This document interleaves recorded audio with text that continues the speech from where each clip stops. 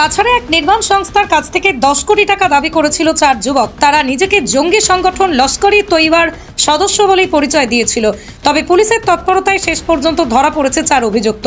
Police সূত্রে জানা গিয়েছে 21শে ফেব্রুয়ারি রাত 9:30টার দিকে এক ঠিকাদার সংস্থা থানায় ফোন করে জানায় যে তারা হুমকি ফোন পেয়েছে। ফোনে বলা হয় টাকা না দিলে বড় ধরনের ক্ষতি করা হবে। বিষয়টি গুরুত্ব দিয়ে পুলিশ দ্রুত তদন্ত শুরু করে এবং কাঠিগড়া থানায় মামলা রুজু হয়। প্রথমেই গুমরা এলাকা থেকে মোহাম্মদ আলেক উদ্দিন ও আজির ওরফ আমির উদ্দিনকে গ্রেপ্তার করা হয়। তাদের জিজ্ঞাসাবাদে উঠে আসে মূল অভিযুক্তদের নাম। এরপরই মেঘালয়ের পূর্ব জয়ন্তিয়া হিলস জেলার রিমবই গ্রামে অভিযান চালিয়ে মূল অভিযুক্ত বক্তার হোসেন ও তার সহযোগী শামশের উদ্দিন বড়ভূঁইয়াকে গ্রেপ্তার করা হয়।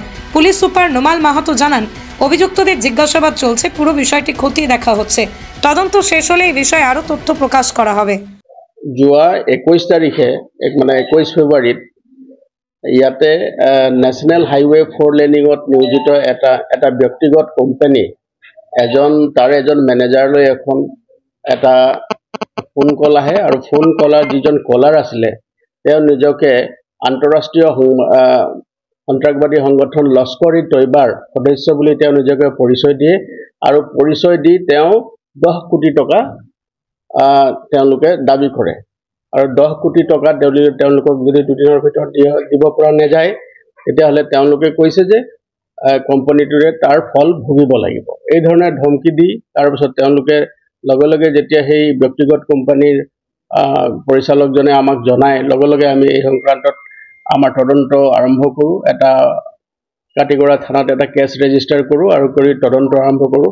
আৰু তদন্ত কালত সিদিনাখন ৰাতিয়ে আমি দুজন ব্যক্তিক আমি এৰেষ্ট কৰোঁ। দুজন ব্যক্তি আমি কালাইন অঞ্চলৰ পৰা আমি এৰেষ্ট কৰিছোঁ। তাৰে এজনৰ নাম হ'ল মোহাম্মদ আলিক উদ্দিন 25 বছৰ আৰু দ্বিতীয়জনৰ নাম হ'ল আজিৰ উদ্দিন এলিয়াছ আমিৰ উদ্দিন সন অফ আব্দুল গফৰ। দুইজনৰ ঘৰ গুমৰাহৰ মাকেনপুৰ খেলমা পাৰ্ট 1 অঞ্চলত।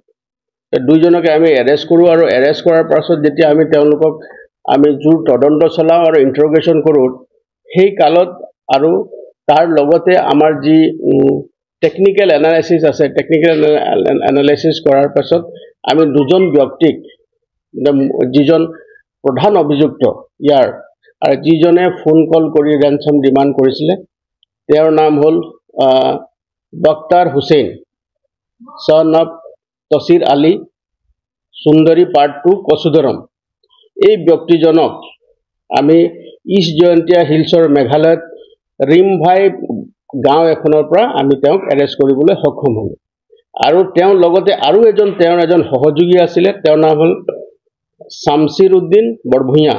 তেওঁৰ ঘৰ হ'ল কাটিগড়া লেবাৰপুটা পাৰ্ট 2 কাটিগড়া। তেওঁৰ লগতে আমি তেওঁক এৰেষ্ট কৰিছোঁ আৰু এই সংক্ৰান্তে আমাক ইষ্ট জয়ন্তিয়া হিলছৰ মেঘালয় আৰক্ষীয়ে আমাক বহুত সহায় কৰিলে আৰু দুইজন ব্যক্তিক আমি এৰেষ্ট কৰিলোঁ। আৰু মূল অভিযুক্ত যিজন বক্তিয়াৰ হুছেইন, তেওঁক এৰেষ্ট কৰাৰ লগে লগে তেওঁ যিটো মোবাইলৰ পৰা ৰেঞ্চম কল আহিছিলে, যিটো মোবাইলৰ পৰা তেওঁ ধন দাবী কৰিছিলে, সেই ধন দাবী কৰা মোবাইল আৰু চিম কাৰ্ডো আমি উদ্ধাৰ কৰিবলৈ সক্ষম হৈছোঁ। আৰু বৰ্তমানলৈকে এই যিটো ঘটনা, ধন দাবীৰ ঘটনা, এই ঘটনাটোৰ সৈতে জড়িত 4জন ব্যক্তিক আমি ইতিমধ্যে এৰেষ্ট কৰিছোঁ আৰু 4জন ব্যক্তিক আমি মাননীয় আদালতলৈ আমি প্ৰেৰণ কৰিছোঁ। আৰু তাৰ লগতে ইয়াৰ লগত সম্পৰ্ক থকা 2-এজন ব্যক্তি ৰাজ্যৰ বাহিৰত আছে, তেওঁলোককে আমি শীঘ্ৰে কৰায়ত্ব কৰিব পাৰিম বুলি আমি আশা কৰিছোঁ। আৰু আমি সোনকালেই এই সংক্ৰান্তে এই যিটো মোকৰ্দমা আমি ৰুজু কৰিছোঁ, মোকৰ্দমাৰ যি আমি চূড়ান্ত প্ৰতিবেদন মাননীয় আদালতত দাখিল কৰিম আৰু তেওঁলোকৰ বিৰুদ্ধে যাতে কঠোৰতম আইনগত ব্যৱস্থা হয় আৰু তেওঁলোকে যাতে কনভিকশ্যন পায় তাৰ কাৰণে আমি চেষ্টা কৰিছোঁ। আমি প্ৰাৰম্ভিক তদন্তত দেখা গৈছে যে তেওঁলোকৰ কোনো দল বা সংগঠনৰ লগত তেওঁলোক জড়িত নহয়। বিশেষকৈ তেওঁলোকে দুষ্কৃতিকাৰী লোক।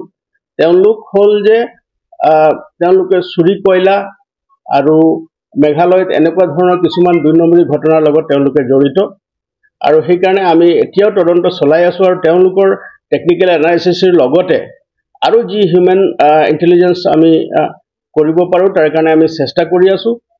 তেওঁলোকৰ যদি আমি কোনো ধৰণৰ তথ্য আমি লাভ কৰোঁ এই সংক্ৰান্তে, যে আৰু তেওঁলোকৰ ওপৰতে মানে কঠোৰতম আইনগত ব্যৱস্থা আমি ল'ম।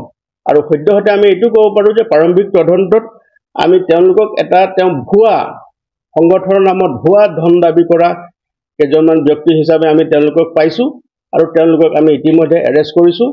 আৰু ইয়াৰ লগত সম্পৰ্কিত থকা 2-এজন ব্যক্তি আছে যি ৰাজ্যৰ বাহিৰত আছে, তেওঁলোকক শীঘ্ৰে আমি কৰায়ত্ব কৰি তেওঁলোকৰ বিৰুদ্ধে কঠোৰতম আইনগত ব্যৱস্থা ল'বৰ কাৰণে আমি তৎপৰ হৈ আছোঁ।